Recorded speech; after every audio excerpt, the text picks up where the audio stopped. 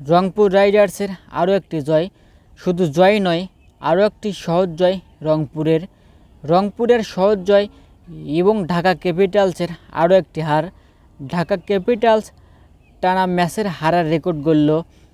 এখন পর্যন্ত একটি ম্যাচও জিততে পারেনি এই ঢাকা ক্যাপিটালস।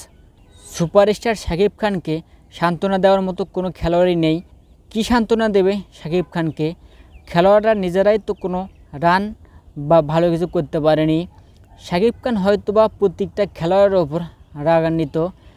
আসলে শাকিব খানকে সান্ত্বনা বা শাকিব খান খেলোয়াড়কে কীভাবে উৎসাহিত করবে, এটাই খেলোয়াড় এবং শাকিব খানের মাঝে নেই। বিপিএলের আসরে এবার এই দলটাকে নিয়ে অনেক উচ্ছ্বসিত ছিল দর্শকরা।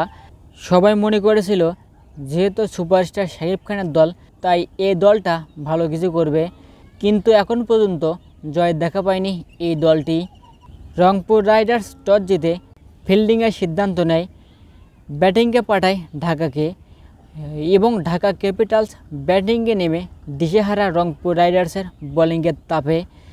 নাহিদ রানা, শেখ মেহেদী, ইফতিকার রহমান, খুশদিল শাহ, জাভেদ সবাই ছিল দুর্দান্ত বোলিংয়ে রংপুর রাইডার্স ঢাকা ক্যাপিটালসকে 111 রানের মধ্যে আটকে দেয় রংপুর রাইডার্স।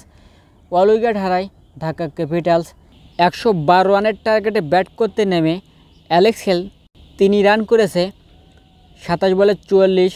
আজিজুল হাকিম তামিম 3 রান করেছে 14 বলে 5। ইফতিকার রহমান 12 বলে 9। খুশদিল শাহ 13 বলে 27। তো রংপুর রাইডার্স আরও একটি ম্যাচে জয় পেয়েছে।